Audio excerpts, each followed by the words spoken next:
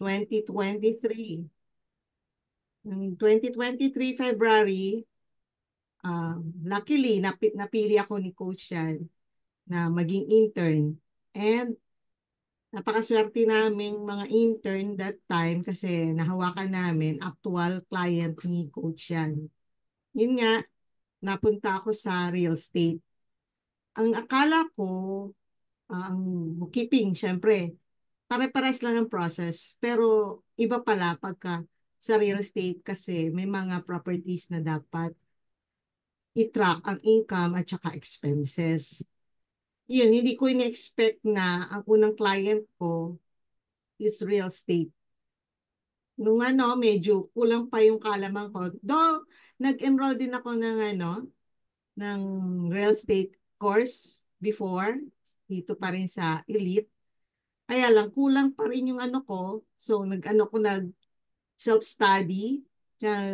Nakatulong din yung mga maraming properties na binigay sa akin ng client. At saka ko lang, napansin ko lang na kaya ang mga real estate naghahanap ng bookkeeper. Usually, nagpapalit sila dahil ang unang-unang mali sa bookkeeper na nakahandle nung client ko, hindi nila na-record yung ng tama yung settlement statement. Hindi tawag na hard.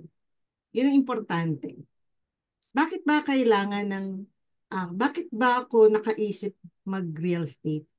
Unang-una, nung makita ko sa mga job post, maraming naghahanap ng sa real estate.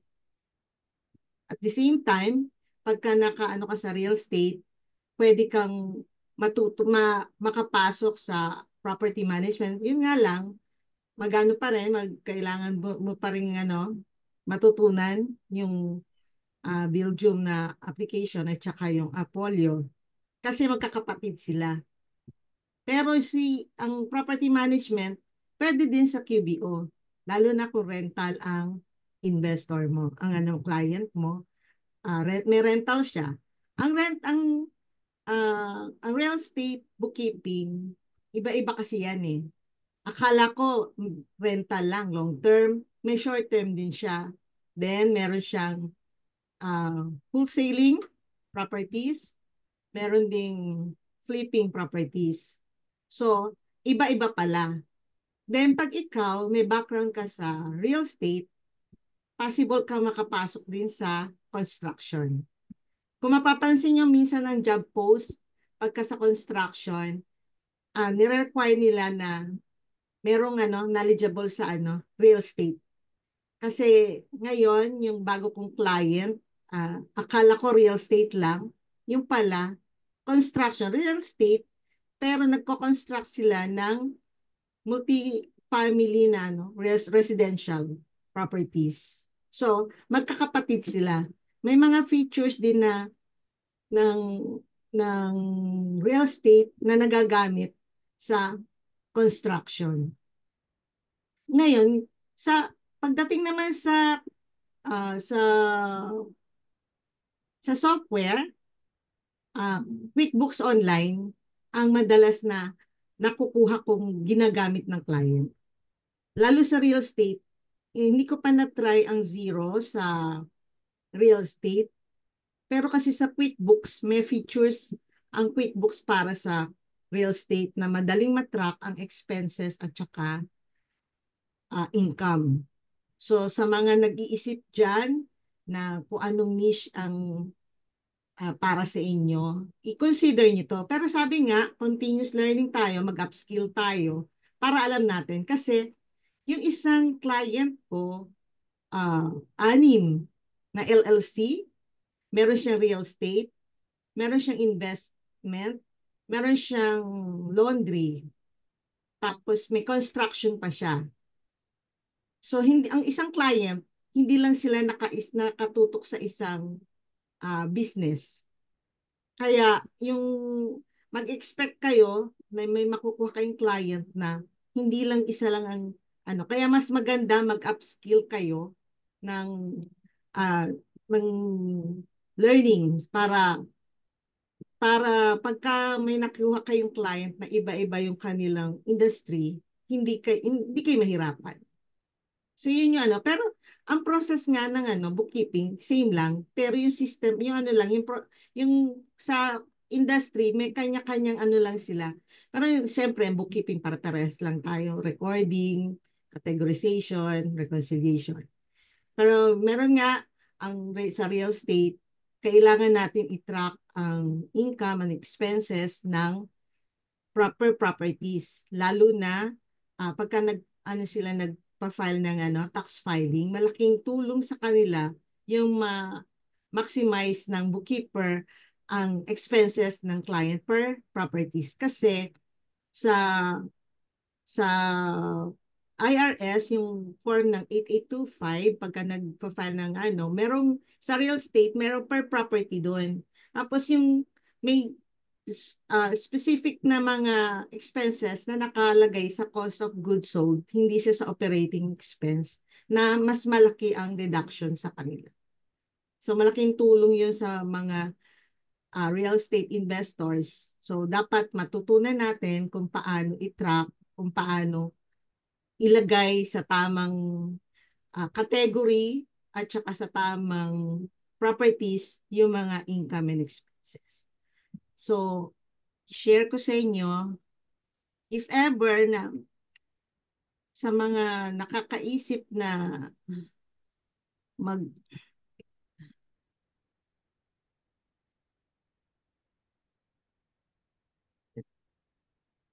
what is real estate bookkeeping? Uh, Real estate bookkeeping is the process of recording, managing financial transaction related to real estate properties. Ito yung sinasabi ko sa inyo. Specialized ni industry ang real estate. Kasi ang gusto ni client, matrack niya ang income and expenses per properties. Sabi ko nga, do sa pagka nag-file sila ng tax, yung 8825 form, meron doon mga column per properties. So, kailangan ma-track lahat ng expenses para makatulong kay client na malesen yung kanyang tax payment na hindi magano, hindi sa operating expenses mapupunta. Kaya, yun ang Then, ang gusto rin ni client, yung makita niya yung growth ng kanyang ng kanyang investment dun sa properties kung kumikita siya. Sa pag sa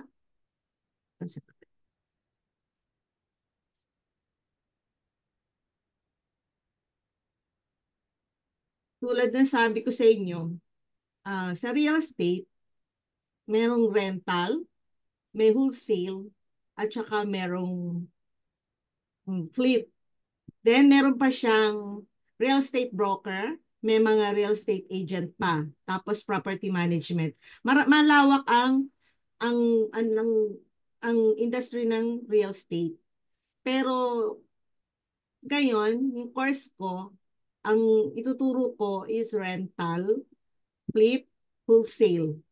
Then ang isang plan pwedeng pasukan ng anim or two or uh, more than 2 LLC. Hanggang 6 LLC nagawa ko kasi may client ako. Meron ako naging client, anim ang LLC niya. Pinagawa niya sa isang QuickBooks. Pero ang plan niya is plus or advance. Yun lang ang magagamit niyo doon. So sa rental property, merong recording of HUD. Ito yung pinaka bida sa rental property, sa real estate na ang investment niya is rental property, flipping at saka wholesaling. So, yung HUD, yung settlement statement, same din dito sa Philippines, 'di ba? Pagka nag-acquire tayo ng properties, may mga settlement statement. Yun yung ang tawag sa US is HUD. Dito, napansin ko, napakalaking pagkakamali ng mga ibang accountant or bookkeeper na nakahawak na real estate kasi hindi nila nare-record ang HUD ng tama. So, kadalasan kung makikita ninyo, lalo sabi nga nung isa kong friend sa Upwork, maraming naghahanap ng real estate, nagpapa-clean up kasi mali ang lalo ngayong magta-tax season. Mali ang pag-record ng settlement statement sa book ni client tapos ang pag-track. Maganda yung QuickBooks na software para sa real estate kasi yung classes feature ng QuickBooks malaking gamit sa real estate. Kasi dun mo mailalagay yung mga properties para ma-track mo ng tama ang expenses at saka income. Ngayon, uh, yung unang-una yun, matatakal yung paggawa ng journal entry sa pag-record ng HUD settlement statement sa course ko. Then, merong dyan, yung iba-iba ring klase. Pag bumili tayo ng property, merong cash purchase, may finance, at saka may refinance. Doon matatakel din yon ang ang topic na yan. Ituturo sa inyo kung paano pagpasok sa journal entry. More on journal entry ang real estate, lalo sa rental at saka sa flip. More on journal entry. Hindi ko lang alam. Pero ngayon, ang client ko ngayon, real estate, bukod sa may rental siya, meron din siyang construction, nagko-construction ng property para sa ibang investor, tsaka sa kanila rin, nag-construct sila ng residential properties. So, gamit na gamit yung HUD kahit na sa construction, under construction, kasi lalo na kung ang kina-construct nila is residential properties ang inano. So, hindi parati itong nandoon tong HUD settlement statement. So, yun matatakil, matuturo sa inyo paano mag-record ng journal entry sa cash purchase, finance, refinance. Then, buying and selling of properties. Yun, pag-create nga ng classes. Ang dyan, ang pinaka pinaka useful siya para matrack nyo ng tama yung income at saka expenses per properties. Then, ito yung sinasabi kong fix and flip property. Ito yung fix and flip property, yan yung mga distressed properties na binibili ng investor, tapos ipaparenovate, then ibebenta uli. Yan. Meron din siyang recording ng HUD, pero hindi siya sa balance sheet mapunta, sa profit and loss lang punta niya. Then, matatakal din yung product and services. Itong product and services, hindi lang sa real estate, mas gamit na gamit ang product and services sa construction. So, sabi ko nga sa inyo, once na nalaman ninyo or nagkaroon kayong ng knowledge sa real estate, pwede rin kayong mag-apply kung sa construction industry. Kasi usually, nakita ko sa pagka ang mga sa construction, nire-require nila merong real estate experience or knowledgeable sa real estate. Ngayon, dito pag, kung mag-enroll kayo ng real estate, yung demo ko at saka yung practice set, pwede ninyong gawing portfolio ninyo. Then, kasi ganun ang ginawa ko noon, nung bago ko nakakuha although meron, during internship kay coach yan, may experience na nga ako sa real estate, pero hindi pa ganun ka-deep. Pero ang nangyari, yung mga ginawa namin ng report, Inalis lang namin yung company, tapos ginawa naming portfolio.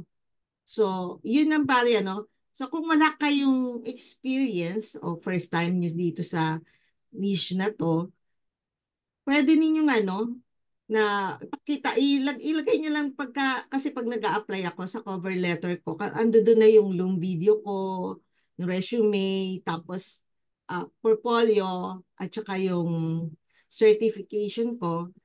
Ngayon, madalas nila sinisilip yung aking portfolio. Ang portfolio ko, hindi ako gumamit ng ano, nakalagay lang sa G Drive, tapos nakalagay lang ng Marie Ira portfolio, yun lang ano. Tapos lahat nandoon yung mga financial reports na ginawa ko by classes, uh, by account, yun. Okay naman ang feedback, kaya may nakakakuha ko ng client, pero hindi ako masyadong nag-a-apply or kumukuha ng maraming ano, kasi meron akong dalawang anak na special child na kailangan ko rin tutukan. So hindi ako masyadong, yung tama lang sa akin, part-time lang ang work ko. Pero yun, malaking bagay kung matutunan niyo yung real estate, kasi nga may connection siya sa construction. Tapos nga, sabi ko nga sa inyo, yung pagka nag-enroll kayo rito, then mayroong magawa niyo yung practice set, tapos yung demo, pwede niyo gawing video, then lahat ng report, lagyan niyo ng watermark, pangalan ninyo, gawin niyo lang portfolio. Malaking bagay na yun, ma-hire kayo, na kahit na wala kayong actual, pero sa tingin nyo, confident kayo, alam na alam ninyo. Kasi ganun lang nangyari sa akin. Though meron kami nga sa internship na ano ko sa kay coach yan, pero hindi pa ganun. Yun, sinabi ko na na knowledgeable ako, professionally uh, trained sa real estate. Na-hire naman ako. Actually, yung first client ko, dalawa kagad. Pareha pa silang real estate. Tapos, flipper siya, tsaka rental. Yung isa naman, anim until now, yung isa, yung 1 year na kami, more than 1 year na ako sa kanya. Yung isa kasi 6 months pagkatapos ng clean up, nagpaturo siya kung ano, kasi accounting graduate din daw yung isang client ko. So, tinuruan ko pagkatapos ng 6 months yung contract noon. Yung apply na naman, awa naman ng Diyos na nakakuha. Then ito nga yung recently ang ko is construction ng multi-family na residential. Malaking bagay pagka meron kayong uh, experience dito, may knowledge kayo dito sa real estate. Kasi marami siyang magkakapatid dyan pati sa property management. For example, sa property management, may pwede rin yung yun Kasi yung ng property management, parang sila lang yun nag-handle ng properties ni client na pinaparenta. Meron yung tong client ko naman na may rental din. So, sa QuickBooks ang gamit. Meron kayong ma-encounter na client na meron siyang QuickBooks, tapos may Buildum siya. So, kahit na wala kayong alam sa Buildum, pag meron na kayong experience alam niyo na sa QuickBooks, sabihin niyo lang kay client, tuturuan kayo ni client. Ngayon, hindi naman nagkakalayo yan Madali lang pagka may alam na kayo sa QuickBooks na real estate, then pupunta kayo sa Buildum, madali na lang ninyo matutunan. Pero yun nga, mas maganda, mas makapag-ano rin kayo makapag-aral din kayo para sa Belgium or Apollo. Kasi ngayon maraming property management na hinahanap din. Yan nga, magkakapatid yan sabi nga, real estate then with experience in property management. Ngayon, kung confident kayo, kahit wala kayong hands-on talaga, kung meron naman kayong training, sabihin nyo lang na professionally trained kayo, knowledgeable kayo. Sabihin nyo na clean up, Ganun kasi ang ginawa ko, nag-clean up ako nito. Kaya, tapos yung kasama nga nung nung kasama nung aking portfolio, kaya na-hire ako. Actually, itong huli kong client, premium, premium client siya. So, yun yung kagandahan pagka ang niche mo, real estate, marami kang matututunan. Katulad ko nga, sabi ko nga, isa kong client is 5 LLC, meron siyang investment, may construction, meron siyang real estate, may brokerage siya, tapos may laundry. Yun ang hawak ko. Pero after ko ma-clean up, part-time lang ako sa kanya. After ko ma-clean up, updating lang ako. Hindi niya ako pinitiwan dahil ang laki ng naitulong ko sa kanya sa tax niya.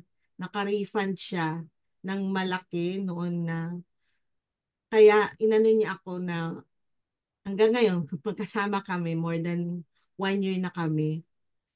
Wala pa ang trabaho ko na lang dun. Minsan, wala pang 30 minutes tapos ka na kasi updating na lang. So, yun yung kaya pwede ka pa kung sakaling makakuha ka ng part-time, tapos gano'n ang kasi ang trabaho natin pagkatapos ma-clean up, na madali na lang ang updating. Kaya yung iba talagang nakakakuha ng maraming client. Pero kasi ako hindi rin ako pwede makapag-outsource kasi yun nga lang, ang swerte ko rin naman kasi sa client ko, ang binibigay nila sa akin is yung kanilang ah, Gmail account. Hindi yung Gmail ko ang nagagamit ko.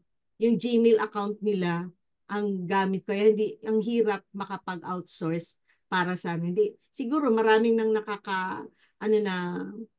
na client na yung iba nag-outsource. Kaya siguro ganun.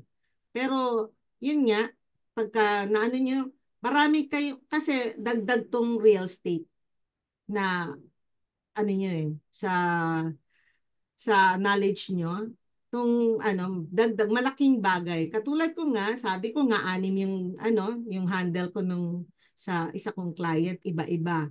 Yung isa namang client, apat din, meron siyang apat na LLC pero puro real estate, merong flip, merong rental, may wholesale. Ito namang isa ngayong bago ko na construction.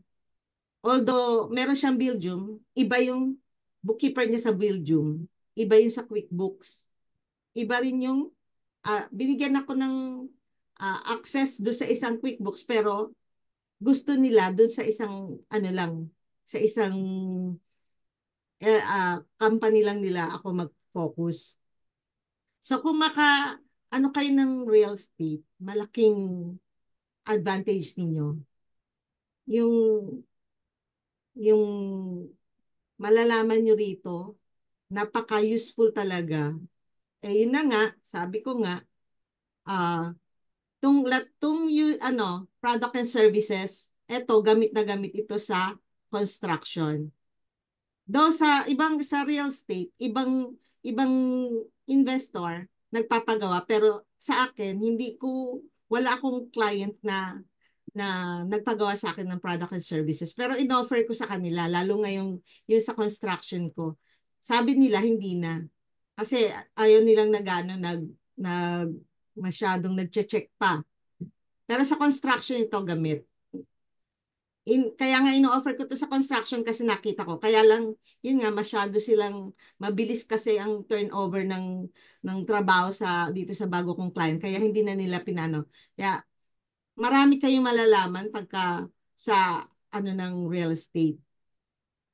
Lalo na yung sa mga baguhan na newbie na non-accountant dahil mamahasa kayo dito sa paggawa ng journal entry. Pero yun nga, sabi ni Coach yan, ang foundation sa bookkeeping, lalo sa newbie, ang basic bookkeeping. Dapat alam ang debit at credit, ang trial balance at saka ang ledger. Yun ang niyan. So, yun ang kung sakali dito sa real estate, maisipan yung mag-niche nito. Sa una, akala nyo, mahirap.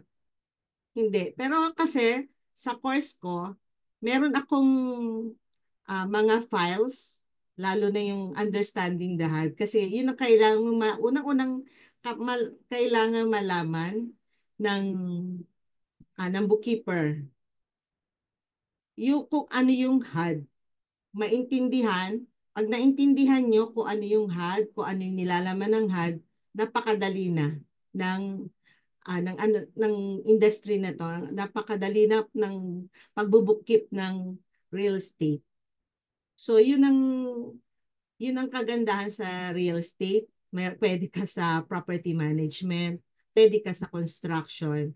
And talag, talagang ano ba, parang A plus mo na yan pagka naka ka. Kasi nga, ibang specialized nga ito industry ng sa investment ang real estate. At saka marami siyang maraming investor ng real estate. Meron pa ditong short term. For example, itong itatakal ko sa course ko is long term rental at saka flip and wholesaling. Ngayon, meron din nag-ano ng Airbnb. Kung familiar ka sa Airbnb, yun yung short term. Ang kaibahan lang niyan, madali yung turnover ng income sa short term kasi nga short term siya, may weekly, monthly ang tracking ng income nila. Tapos ang kaibahan din, meron silang occupation tax, parang ganon. Parang yun yata yung term na hindi ko alam. Pero pagka kayo dito, naalaman nyo na rin, hindi na kayo mahihirapan pagka nag-short term kayo. Konti na lang ang ah, ang aaralin nyo sa pagka nakaano kayo sa short term kasi magkapatid lang naman sila kasi long term tapos short term. Tapos dagdag lang naman yung tax na yon, yung occupancy tax pala. Occupancy tax do sa short term. Yung niyan, yung difference nila. May occupancy tax, pero yung occupancy tax na yun, charge yun sa tenant. Yun lang nun. Pero sabi ko nga, masyadong malawak din tong sa real estate. So, at saka, hindi ko mo real estate itong sa course ko. QuickBooks lang naka-focus ito sa QuickBooks Online ang gamit nito. Then after this na merong ituturo ko pa yung anim na LLC, may more than 2 LLC in one QuickBooks plan. Malaking tulong kasi marami nang gumagawa na investor na client na ganyan, nagtitipid kasi pwedeng gamitin, meron sila yung location features ng QuickBooks Online, pwede yung gamitin. Meron kasing sa drop down nun merong business pag US. May drop down dun may business. So kahit na anim na business, pwede mo ipasok sa isang plan basta plus siya at saka or advance. So yun ang sa real estate. So kung mag-isip-isip kayo na inish ito, mas okay kasi malaking tulong sa inyo. At saka ngayon, parati yan, maraming ng real estate. Kasi parang napansin ko, yung mga, yung in-house accountant nung former client ko, mali yung pagpasok ng HUD, pag-record ng HUD. Meron akong isang client na tinuruan bago ko sila binitiwan kung paano gagawin. Yun. Kaya malaking bagay yun na matutunan nyo rin ang real estate. Pero may magkapatid nga ang property management. Kung mapapansin nyo sa mga job posting, maraming post ng para sa real estate. So yun, kung makaisip kayo, ito real estate para pang upskill ninyo. So yun lang. Sana ma meron kayong napulot sa overview ko para sa real estate. Any question? Ayan. So, again, wala, ingay ng TV ko. Naglo-lullaby na yung TV ko. Pinapatulog niya na ako. Ang tawag dito? Ayan, so meron na tayong overview ng real estate. And for those of you, siguro, may mga newbies ba dito? Siguro nagtataka sila. Pwede po ba sa mga newbies yan? Mhm. Oh, sabi ko nga coach, ah, ano lang yan eh. Pagka confident ka na alam mo yung ginagawa mo. Sabi ko 'di ba, sa internship nga lang ako natuto. Pero syempre, pagka sinabi kung may experience ka. Tapos nga during internship, yung mga financial report, ah, inano ko nga yung ginawa namin. Kinuha ko, tapos inalis ko lang yung company, silagyan ko watermark, lagay ko sa Google Drive. Kinuha ko siyang portfolio. Malaking bagay yun. So, nung nag-apply ako start lang ako July, nag-apply. August, dalawang client kagad, parang real estate. So, malaking yun nga lang, part-time, kasi hindi ko kaya mag full-time. So, malaking kahit yung mas confident ka, sabihin mo, professionally trained ka, at saka alam mo yung ginagawa mo, yun, malaking bagay na yun. Kahit na newbie, basta, yun nga, basic bookkeeping coach, di ba? Yes, oo. Kaya yun yung sabi natin, siguro next year isa yan sa isang goal natin talagang solid basic bookkeeping. Balik tayo sa manual kung hindi, kasi pag ginawa agad natin QBO yung alam nyo, hindi nyo ma-appreciate yun eh. So, kaya yung iba nahihirapan kasi pilit pinapaaral agad. Do you have knowledge about QBO? Hindi mo pa nga alam yung kada pag-encode mo dun sa isang entry. Actually, dapat ma-master natin yung journal entry. Ako for me, debit expenses, credit, diba, cash and bank. Tapos pag sales, ano yung entry. Para kahit bale-bale tungin ka, alam mo yung kung saan mapupunta siya. Kasi ang nakita ko doon, dapat pag may entry ka, alam mo kung papasok sa income statement o balance sheet account siya. Real account and nominal account. Real account, balance sheet account, nominal, income statement. So, ganun dapat nyo siya naiintindihan. Hindi yung, papasok daw, magka-categorize. Kahit categorization kaya na high school yan. Tama? So, dapat mas lagi kang ahead. So, yun yung plan natin sa susunod na year. Ayusin ko lang schedule ko talaga. Pero, sa mga newbies na bagong pasok, so, I hope, tsaka yung mga pioneering, yung mga nilumot na, charot. Pioneering, tsaka yung mga nilumot na, siguro, ulit, mag-aral ulit tayo ng basic para kahit saang niche tayo itapon, pwede tayo. Tama ba? Question. May question na dito. Magkakaroon ng report. And coach, may mga tanong pala. Magkano daw Mhm. ang rate ng isang Ah, RE? oo. Sa ngayon, 8 to 8 to 12 ang offer sa RE. Pagka beginning ka 8, tapos katulad ako, nag-start ako ng 8, tapos after a month na na-satisfy yung yung client ko, nag-increase ang salary ko. So ano lang, 5 hours, 4 days ang work ko. Tapos nag-overlap sa 5 hours, dalawang client. Yun. Ganun lang ako yun. Then, yung sa ano naman, yung sa portfolio, may practice set. Gagawin natin ang practice set during sa webinar. Tapos, ngayon, ipapaano ko sa inyo, gagawin niyo yun sa sarili ninyo. Yung financial report, pwede nyo maging portfolio yun. Mas maganda, habang ginagawa nyo, i-video nyo. Kasi merong gumawa nun, yung sa portfolio niya, ginawa niya yung video. Gumagawa siya ng parang, tapos in-explain niya, nag-simulation siya, in-explain niya sa client, nag-simulation siya, tapos binidyo niya, na-hire siya. So yun, yung mga report, pwede ninyong gawin portfolio. Ayan, speaking of video, again, sa mga mag enroll I commit myself sa January 4 na ituturo ko sa inyo paano yung Loom videos, paano siya gamitin, paano siya ipipitch through Loom, yung portfolio nyo. So, again, ang labanan ngayon, communication skills, soft skills. Secondary na lang yung technical. Hindi naman, case magsabay, pero more on communication skills. People or client needs someone they can rely on through communication. Kahit di na, para kayong introvert, di ba? Kahit introvert ka, mag-loom ka lang. Loom, loom.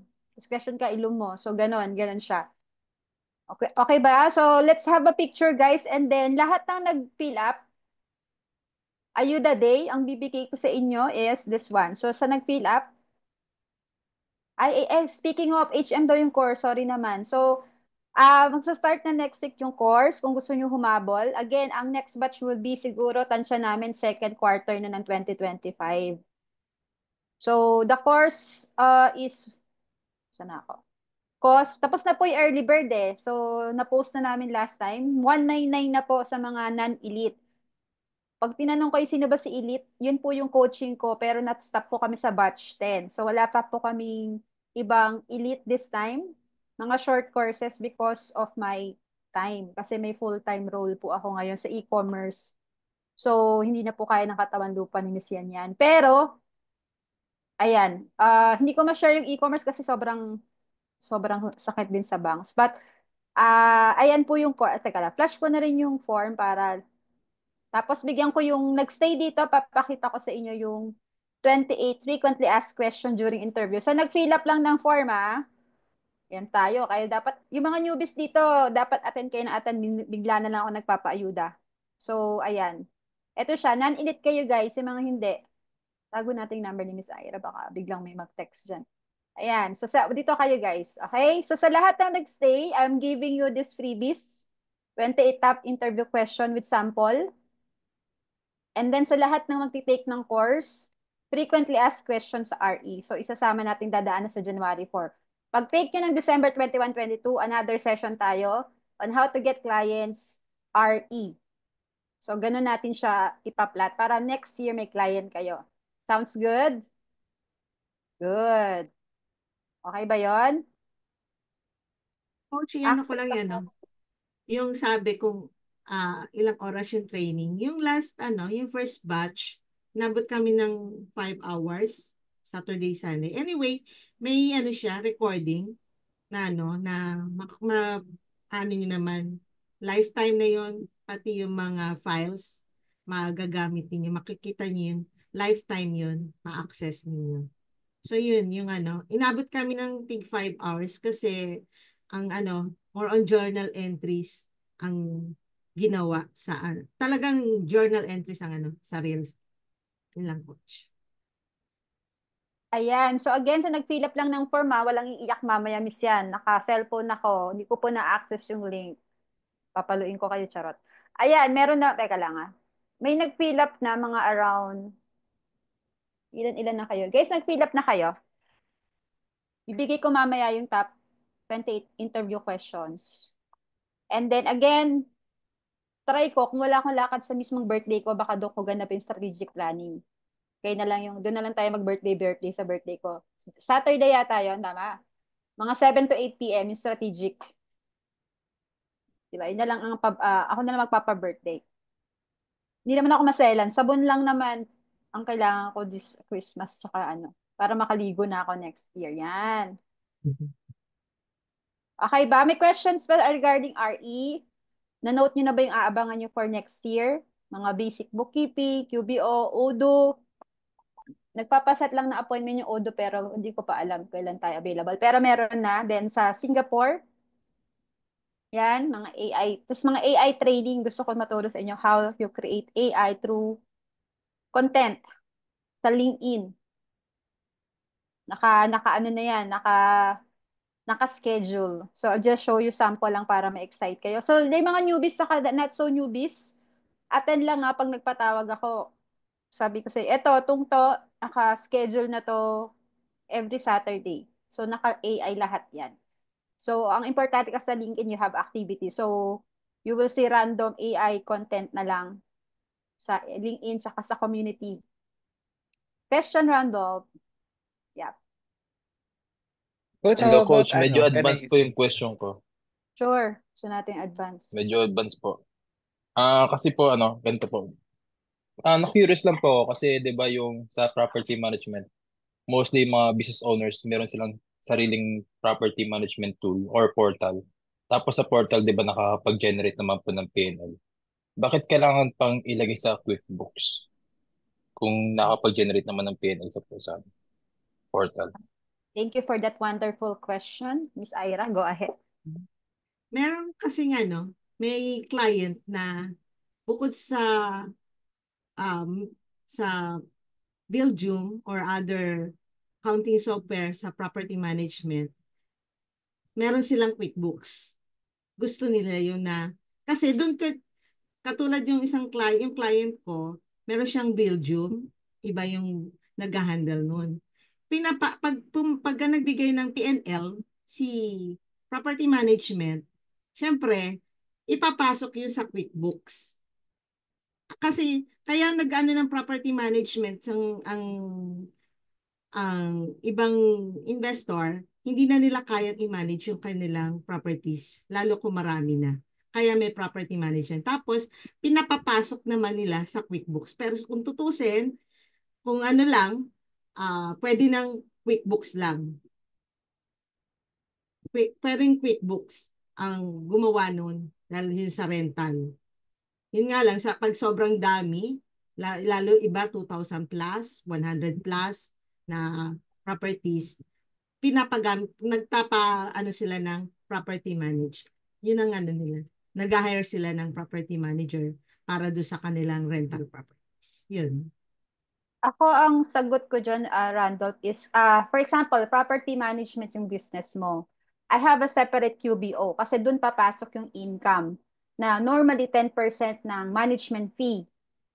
Meaning, tapos yung company mo na, yung Belgium tsaka Afolio, tool siya para ibigay yung report dun sa mga renter, yung nagpapa-client nila. Expenses, income, may sariling report siya. Pero as a property manager, you have to report your own income, pero gusto nila nagko-QBO. Be effect din kasi sa tax, di ba? Kasi di ba sa tax, kailangan mo i-report yung income mo. So, hinihiwalay. So, kaya nagkaroon tayo ng Afolio Belgium. Ang maganda naman sa Afolio Belgium, segue ko lang, meron kasing trabaho na hindi bookkeeper, pwede ka accounting manager doon, property manager. Parang admin assistant ka ng mga taga-abang ka lang ng expenses tsaka income, taga-send ng report dun sa mga tenant, mga client. So, ganun siya. So, magkapatid sila in a way. So, mas magandang parehas nyo alam siya para during interview, ang tips ko lagi is dapat yung HUDs napakalaking bagay. Kahit nung wala rin ako experience, sinasabi ko yung HUD. Ano ba yung HUD? Statement siya, naka-detailed lahat nung binili mo yung property. Kailangan mong ma-journal entry yon para pumasok lahat ng mga expenses, tax, loans, importanteng loans. Pag, ay nako, sa session sa January 4, umaten kayo, isa-isahin ko paano sumagot. Kasi yun din yung turo ko kay Miss Ira eh. Nung nag-HUDs, kasi wala pa rin yung kami lahat experience. Paano nyo sasagutin si HUDs? Paano nyo siya itatawid during interview? Yung apat na kailangan yung itanong sa client para ma-hire kayo sa real estate. Apat pag real estate. Pag normal, tatlo lang. Diba? Alam na mga elite yan. So, ayan. Question. Exciting ba? So, ilan na ba so far ang ating enrollees based on ano? Para ma-excite sila. Sino kayong kabatch to nyo? Miss Ira, do you have numbers na ba? Para maano yung ano, coach. Kasi iba-iba yung pumapasok na ano. Sige. At least, marami-rami naman. Anong question po? Need po ba per transaction ng record uli?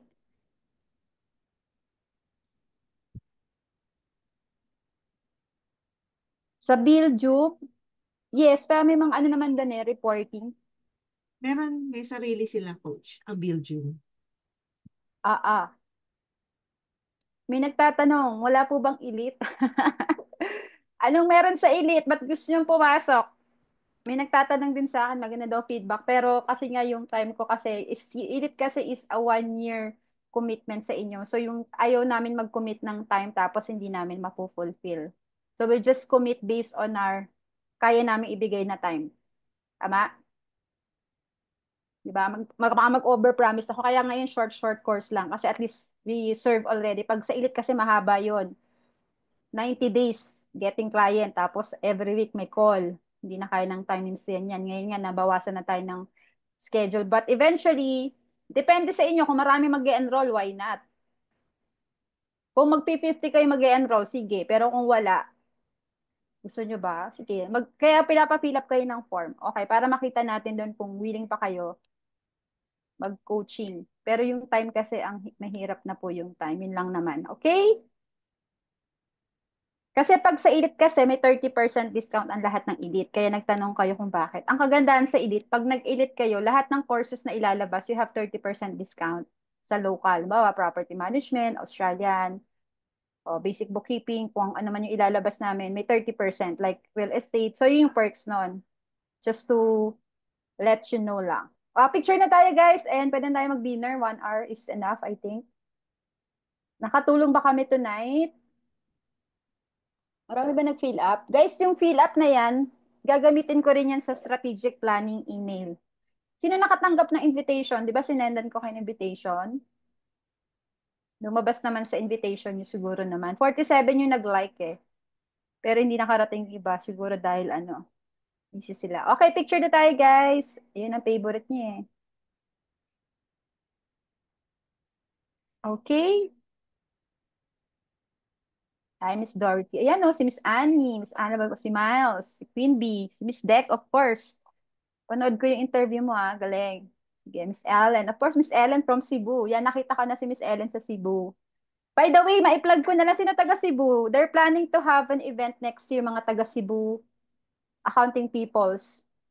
So, kung taga Cebu kayo, nanonood kayo, nagpa-plan na sila, nagli-lead na si Meldon, siyang leading, to create an event, eventually per location. So, sabi ko, sige na kayo na mag-organize. Diba, Ellen? So, ang saya, diba? Kita-kita. So, ayan. Picture 1, 2, 3. Ayan. And then, abangan nyo basic bookkeeping soon. And QBO, Odoo. What else? Singapore, AI. What else? Okay, masyadong madami akong pwedeng i-share sa inyo, kaya isa-isayin lang natin. Sige, try natin sa birthday ko. Mag-free webinar na lang ako. Pag hindi ako lasing, charot. Birthday ko, baka lasing ako nun. Hindi, hindi. Too old na ako dyan. Ano na ako dyan, graduate na ako dyan. Okay? Thank you so much, guys, and see you on free webinar. Send ko na yung interview question after this. See you guys. Thank you. Thank you, Coach Ira. See you at 21-22 around mga 7 p.m., mga 7 4 p.m. hours. 4 to 5 hours siya. Sobrang haba Mm. nun. And January 4, yung session ko for the real estate, how to get clients, if RE. Ulitin ko, libre na yon sa mga mag-e-enroll. Para back-to-back, yan, freebies namin sa inyo. Okay, bye guys! Thank you po.